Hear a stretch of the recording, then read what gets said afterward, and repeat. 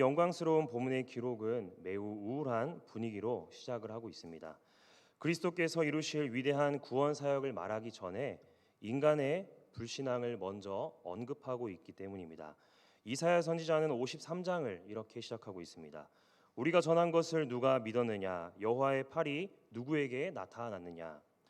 개역개정 성경에서 전한 것이라고 번역된 이 단어는 원래 들려진 것이라는 의미입니다. 이 단어가 소식, 보고, 계시 등의 의미를 갖게 되었는데, 그래서 이 위대한 장의 첫 부분에 대한 정확한 번역은 우리가 들려준 것을 누가 믿었느냐입니다. 우리가 전한 것을 누가 믿었느냐에서 우리는 이사야 선지자를 포함한 동시대의 하나님의 종들과 그의 시대 이전에 살았던 하나님의 백성들, 그리고 후대에 태어날 모든 하나님의 자녀들까지 포함하는 말입니다. 물론 선지자가 이 예언을 할 때 그가 염두에 둔 1차적인 청중은 동시대를 살아가는 이스라엘 백성들이었을 것입니다. 그러나 이 예언은 성경에 기록되어 우리에게까지 전해졌고, 이제 이 예언의 우리 안에는 지금 이 말씀을 듣고 있는 우리도 들어갑니다. 그러면 우리가 전한 것이란 무엇일까요? 이것은 이사야 자신을 비롯한 많은 선지자들이 다양한 목소리로 이스라엘 백성들에게 외쳤던 하나님의 진리, 바로 메시아이신 예수 그리스도로 말미암는 인류 구원의 메시지입니다. 이스라엘 백성들은 이미 하나님께로부터 그것을 들은 바 있습니다. 하나님께서는 아담과 하와의 타락 이후에 끊임없이 인간을 구속하여 창조의 목적에 부합한 삶으로 회복시키실 계획을 보여주셨습니다. 구약에 등장하는 수많은 인물들의 생애와 역사는 그러한 구원의 계시를 전해주는 수단이었습니다. 그래서 이사야 선지자는 자기를 포함한 많은 사람들이 역사 속에서 끊임없이 메시아를 전할 것이며, 그리하여 수많은 사람들이 메시아의 소식을 들을 것이나 그 소식을 들어도 대다수의 사람들은 그것을 믿지 않을 것이라고 예언하고 있습니다. 선지자의 시대에 그랬던 것처럼 오늘날에도 사람들은 메시아를 중요하게 생각하지 않습니다. 그러나 그리스도 없이는 하나님과의 교제 또한 없습니다. 따라서 우리는 언제나 성경을 읽을 때 예수 그리스도 중심으로 바라보는 관점을 유지해야 합니다. 만약 우리가 예수 그리스도 중심으로 성경을 이해하려 하지 않는다면 성경은 우리에게 기독교의 진리를 가르쳐주지 못합니다. 다른 종교와 달리 기독교는 예수 그리스도 없이는 성립 자체가 불가능한 종교입니다. 불교는 석가모니 없이도 종교로서 성립이 가능합니다. 그리고 이슬람교도 마호메트 없이 종교가 성립이 가능합니다. 그런데 기독교는 예수 그리스도 없이는 성립할 수 없는 종교입니다. 왜냐하면 기독교는 처음부터 한 사람, 메시아로 오실 예수 그리스도의 인격과 깊은 관련을 맺고 있기 때문입니다. 우리가 예수 그리스도를 모르는 한 구원의 문은 열리지 않습니다. 하나님을 떠나 태어난 모든 인간들은 메시아이신 한 사람 예수 그리스도를 통하여서만 구원으로 들어갈 수 있기 때문입니다. 따라서 그리스도를 어떤 분이라고 이해하는지에 의해서, 그리고 그 이해가 그에게 어떤 믿음을 갖게 하였는가에 의해 그의 신앙과 인생은 물론 영원을 향한 운명도 결정됩니다. 성경 어느 곳을 펼치더라도 성경이 우리에게 묻는 질문은 딱 하나입니다. 당신에게 예수 그리스도는 어떤 분이십니까? 아무리 오래도록 교회를 다니고 헌신적으로 봉사하고 있다고 할지라도 이 질문에 대답하지 못하고 머뭇머뭇거린다면 여러분의 신앙은 제대로 시작되지도 않은 것입니다. 이 질문에 대한 여러분의 대답 하나에 현재와 미래의 모든 운명이 걸려 있습니다. 예수 그리스도를 어떤 분으로 받아들이고 있는가 하는 것은 개인은 물론 인류 전체의 행복을 위해 결정적으로 중요한 문제입니다. 그러나 현대인들은 이 사실을 쉽게 받아들이지 않습니다. 그래서 교회는 복음을 효과적으로 전할 수 있는 온갖 방법들을 고안해 냈습니다. 그것들은 대부분 현대인의 지성을 거스르지 않고 불신앙을 자극하지 않는 선에서 슬며시 복음을 전달하려고 애쓰는 시도들입니다. 때론 이러한 시도들이 성공적인 것처럼 보이기도 합니다. 오늘날 많은 교회들이 하나님의 능력을 의지하는 대신에 복음의 내용을 대중화하는 방안으로 열심을 내는 이유도 이 때문입니다. 그리스도를 모르는 사람들과 좋은 분위기를 만들어 두면은 언젠가 그들의 마음에 미처 거부할 사이도 없이 십자가의 진리가 스며들 것이라고 생각합니다. 그러나 구원받지 못한 사람들에게 정말 필요한 것은 진리의 쓴맛을 단맛으로 중화시켜 주는 것이 아닙니다. 쓰디쓴 진리 앞에 정직하게 설 수 있는 진지함입니다. 오늘날 한국 교회에서 선명한 십자가의 복음 선포가 사라져가는 것은 바로 복음 자체인 하나님의 능력보다는 그 복음을 대중화하려는 노력을 믿어왔기 때문입니다. 그러나 자신들이 믿는 신앙의 내용을 대중화하려는 노력은 결국 자신도 스스로 무엇을 믿는지 모르는 처지가 되게 만들었습니다. 우리는 그저 하나님의 마음으로 잃어버린 영혼들을 끝까지 포기하지 않고 사랑하며 성경이 말하는 메시아와 복음을 가르치면 됩니다. 그리고 사람들이 그 정직한 복음에 응답할 때 역사하시는 하나님의 축복을 기대해야 합니다. 사람들이 그에 대하여 아멘이라고 답을 하든지 싫어라고 거부하든지 그것은 우리의 몫이 아니라 그대의 몫입니다. 비록 거절당하는 복음과 그런 반응으로 구원받지 못한 영혼들에 대한 거룩한 아픔은 여전히 우리의 몫이기는 합니다. 십자가가 모든 사람을 구원한 것은 아닙니다. 메시아의 거룩한 고난은 복음을 받아들임으로써 자신의 선택됨을 입증할 사람들을 위한 것입니다.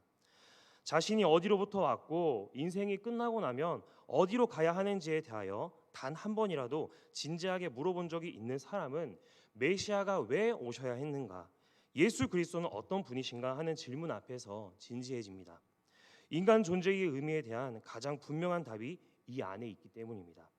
이 세상에 메시아가 왜 오셨는가, 예수 그리스도가 어떤 분이라고 생각하는가, 선지자들이 외쳤던 바대로 이 땅에 오셨고 십자가에 못 박혀 죽으시고 사흘 만에 무덤에서 다시 살아나신 나사렛 예수 그리스도는 과연 누구이신가?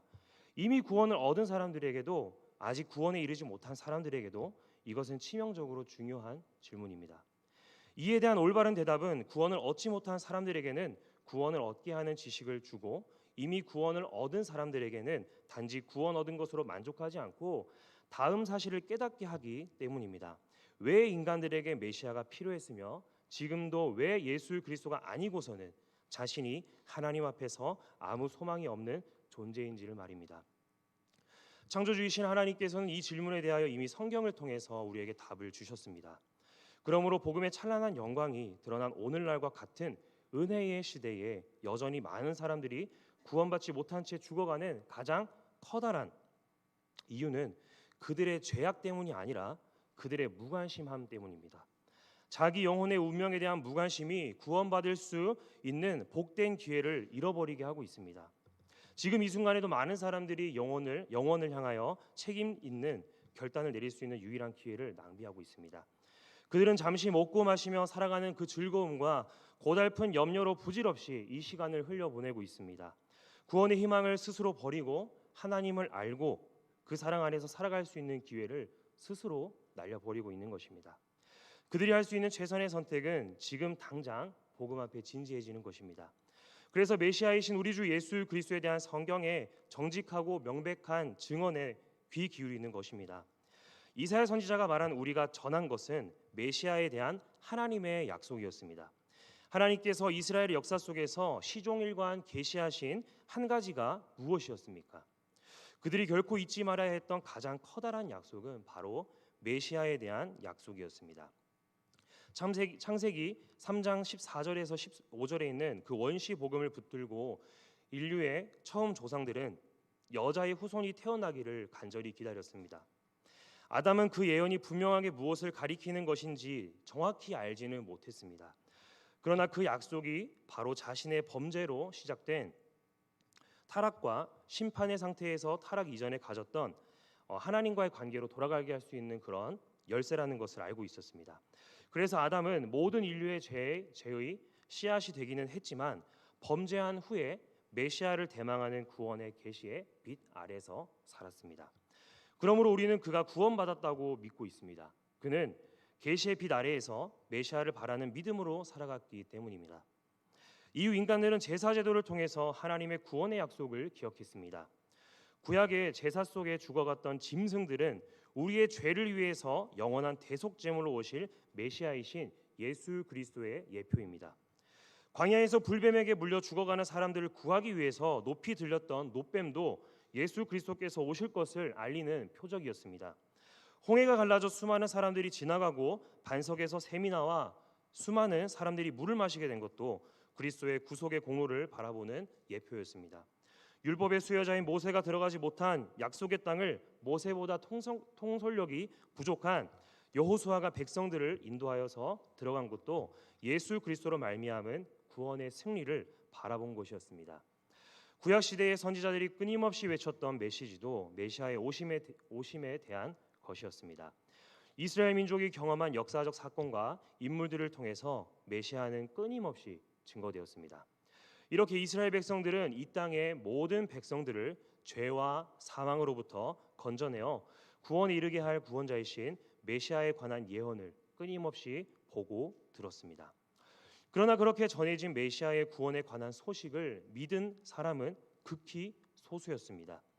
그래서 이사야 선지자는 본문에서 우리가 전한 것을 누가 믿었느냐라고 반문하고 있습니다. 이것은 메시아 예언에 대한 이스라엘 백성들의 불신앙을 보여주는 동시에 훗날 주님께서 이 세상에 오셨을 때 죄와 허물로 그분을 알아보지 못할 우리의 불신앙을 예고하고 있는 것입니다. 메시아이신 예수 그리스도께서 이 땅에 오셔도 세상은 그분을 믿지 아니할 것이라는 예고입니다. 1차적으로 이사야 말씀은 이스라엘 백성들에게 주어졌습니다. 그들은 조상 대대로 메시아가 오길 기대한 사람들이었습니다. 그런데 정작 예수 그리스도께서 메시아로 오셨을 때 그들은 기뻐하지 않았습니다. 기다리고 바라보며 환영하였던 메시아의 오심의 기쁜 소식이 왜 당시에는 철저히 거절당했을까요?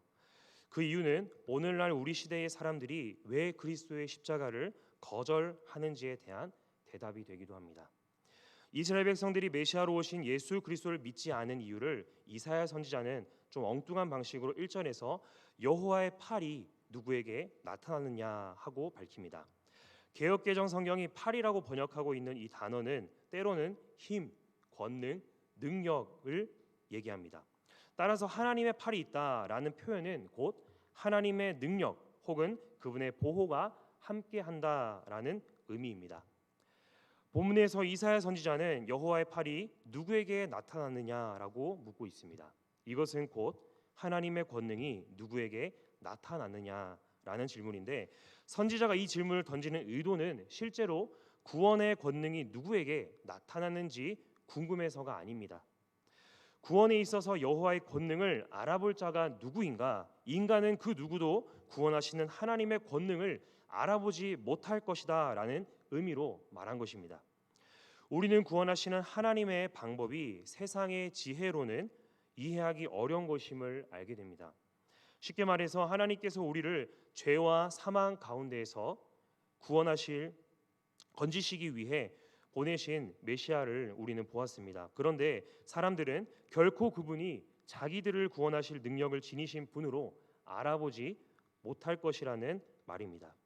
그래서 선지자는 메시아로 오실 그리스도의 모습에 대하여 이렇게 말하고 있습니다. 2절 말씀을 함께 읽겠습니다. 그는 주 앞에서 자라나기를 연한 순 같고 마른 땅에서 나온 뿌리 같아서 아름다운 것이 없도다. 아멘. 그분은 구원하시는 하나님 자신이셨으나 그런 영광을 입증할 만한 것이 그분의 외모에는 전혀 나타나지 않았습니다. 그리하여 그분에게서 메시아로서의 영광을 발견한다는 것은 믿음의 눈을 갖지 않고서는 불가능한 일이었습니다. 메시아를 보내 백성들을 구원하시는 것이 하나님의 방법이었습니다. 그러나 그것은 이스라엘 백성들이 기대하던 것과는 다른 방식으로 실현되었습니다. 인류의 구원을 위한 하나님의 역사는 한 사람을 이 세상에 보내는 것이었습니다. 그분은 하나님의 아들이셨으나 사람들의 눈에는 연약하고 초라한 한 사람에 불과했습니다. 그러나 그 한 사람을 통해서 구원의 위대한 계획은 성취되었습니다. 예수님 당시는 물론이고 지금도 유대인들은 예수 그리스도를 메시아로 받아들이지 않습니다. 그들이 예수님을 배척하는 이유는 눈에 보이는 것만으로 그분을 판단했기 때문입니다. 그들은 나사렛에서 무슨 선한 것이 날 수 있느냐라고 말했습니다. 심지어 나사렛 사람들도 예수님의 어린 시절과 그분의 가족들에 대해 잘 알고 있다는 이유만으로 예수님을 배척했습니다. 나사렛 사람들은 예수님의 설교를 듣고 깊은 인상을 받았습니다. 그분의 설교는 설교가 갖추어야 할 결정적인 요소들을 모두 갖추고 있었습니다. 지혜와 권능을 동반한 영향력 있는 설교였던 것입니다. 그러나 나사렛 사람들은 단지 예수님의 어린 시절과 그분의 가족들을 잘 안다는 이유만으로 복음을 거절하였습니다. 그분이 전해주시는 진리의 내용이 문제가 되는 것이 아니라 그분을 인격적으로 잘 아는 것이 그들에게는 복음을 거절한 이유가 되었습니다. 예수 그리스도께서는 사람들의 우러름을 받을 만한 가문이나 학벌이 없었습니다. 예수님의 어린 시절의 대부분에 대하여 성경이 침묵하고 있는 것을 볼 때 그분은 평범하게 성장하셨던 것 같습니다. 그런 예수님께서 어느 날 마치 어느 죄인들 중 한 사람인 것처럼 요한에게 세례를 받으시고 광야로 걸어나가시는 모습을 보면서 어느 누가 그분에게 온 인류의 구원이 달렸다고 생각했겠습니까? 이스라엘 백성들이 구약에서 하나님의 구원을 어떻게 경험하였습니까? 그들은 커다란 이적과 기사 속에서 자신들을 구원하시는 여호와를 경험했습니다. 거기서 여호와의 권능을 보았습니다. 그들은 하나님께서 자신들을 위하여 어떻게 일하실지를 이미 머릿속에 모두 짜 놓고 있었습니다. 그들이 기다렸던 메시아는 크고 강하고 용맹한 통치자였습니다.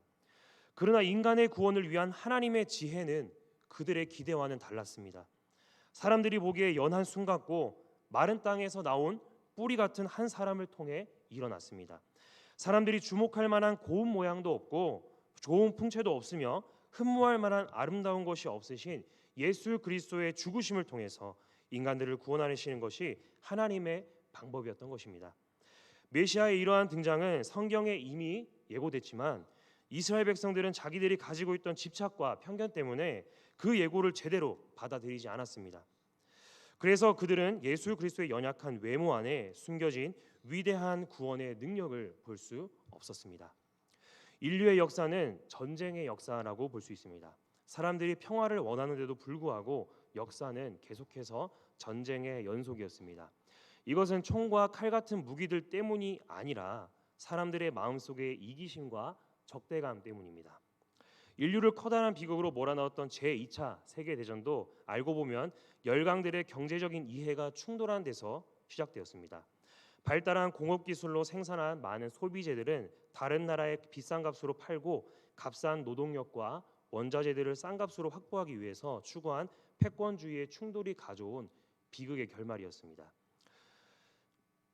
어떤 사람들은 무기를 없애면 세상에 평화가 올 것이라고 말합니다. 그러나 이런 말은 인간의 본성을 너무나 모르는 데서 비롯된 환상이라고 할 수 있습니다.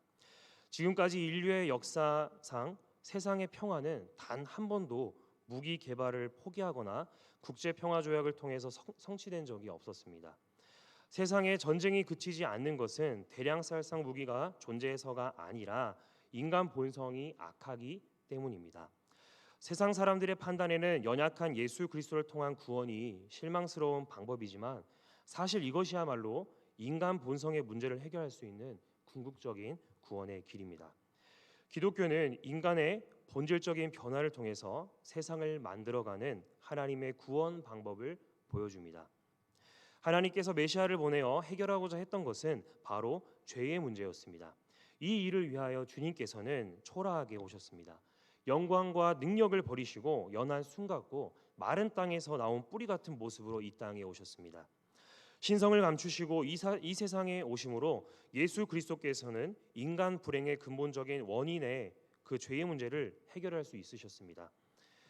하나님 앞에 드리는 제사에 바쳐지던 제물이 사자같이 용맹스러운 맹수가 아니라 아무 힘도 없는 어린 양이었던 것을 생각해 보면 이미 구약의 제사 제도는 인간을 구원하실 하나님께서 이러한 방법을 사용하실 것을 말해주고 있는 것으로 추측할 수 있습니다. 그 옛날 하나님과의 화목을 위하여 드려지던 이 제물들은 특이하게 주목할 만한 아름다움이나 풍채를 가진 것들이 아니었습니다. 비둘기, 양, 염소, 소 등 사람들이 끌고 가면 끌려가고 죽이면 죽임을 당하는 그런 힘없는 존재들이었습니다. 그리고 그 모습이 바로 하나님께서 보내신 메시아의 모습, 예수 그리스도의 겉모습입니다. 여러분은 지금 예수 그리스도를 어떤 분으로 기대하고 계십니까? 하나님의 구원 방법이 자신의 기대와 다르다는 이유로 마음을 닫는 사람들의 결말은 결국에는 사망입니다. 구원받은 하나님의 백성들은 고운 모양도 없고 풍채도 없는 예수 그리스도를 사랑하고 찬송하고 경배합니다. 그 힘없어 보이는 예수 그리스도 안에서 우리를 모든 죄 가운데서 건져준 구속의 능력을 보기 때문입니다. 세상이 무엇이라고 하느냐는 중요하지 않습니다. 세상 사람들이 그분을 연한 순과 같다고 말해도 우리는 그분을 통해 여호와의 능력이 나타났다고 찬송할 것이며, 마른 땅에서 나온 뿌리 같다고 말해도 우리는 그분을 통해 나타난 하나님의 놀라운 사랑을 노래할 것입니다. 왜냐하면 세상이 편견 때문에 보지 못하는 연약한 예수님 안에 감춰진 구원을 우리는 보고 있기 때문입니다. 인생의 선택 중에 단 두 가지 선택밖에 없다고 보면은 예수 그리스도를 찬양하든가 예수 그리스도를 핍박하든가, 이 둘의 선택이 있을 것입니다. 이 가운데는 중간이 없습니다. 그런데 세상 사람들은 예수 그리스도를 박해합니다. 왜 박해했을까요? 3절 말씀을 함께 보시면은 함께 읽도록 하겠습니다. 그는 멸시를 받아 사람들에게 버림받았으며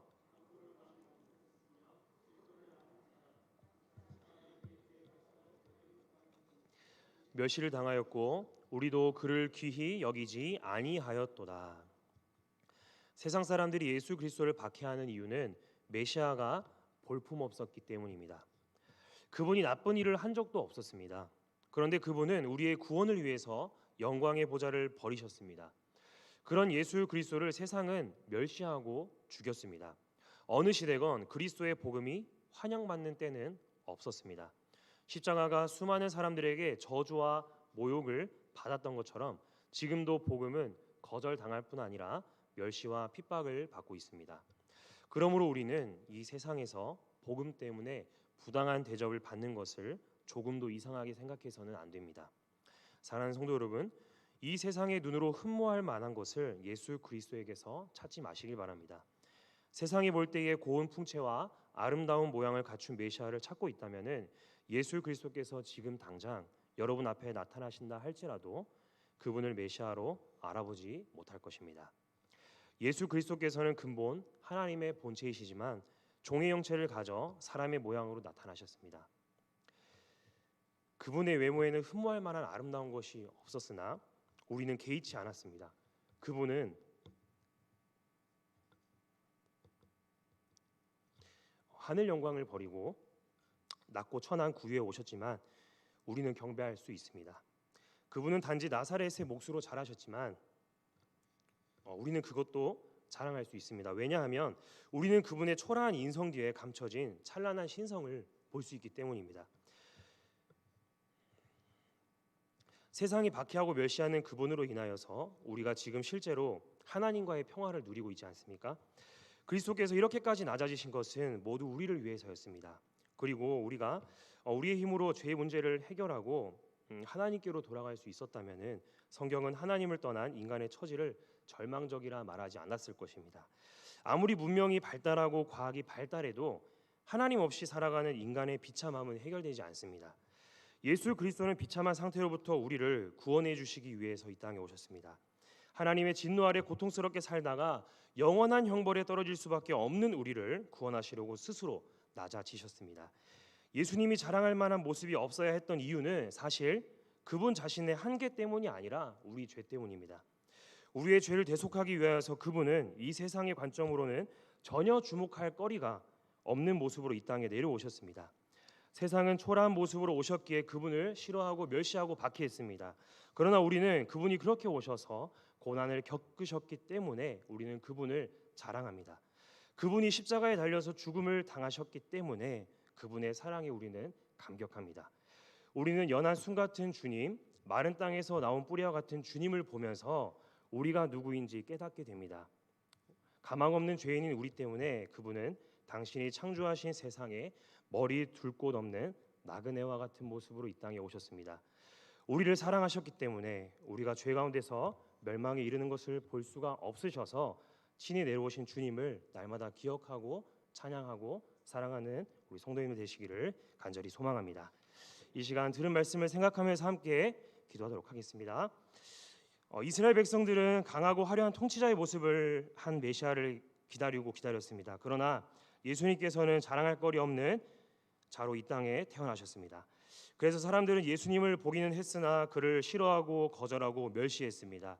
어김없이 다가오는 우리는 성탄절을 보면서 우리의 모습을 돌아보기를 바랍니다. 내가 그저 교회 와서 예수님 생각하지 않고 예배드리고 봉사하고 교제하지는 않았는지 그런 모습들이 있었다면 다시 예수님을 찾는 성도님 되시기를 될 수 있도록 기도하겠습니다. 그리스도를 믿지 않는 세대 가운데서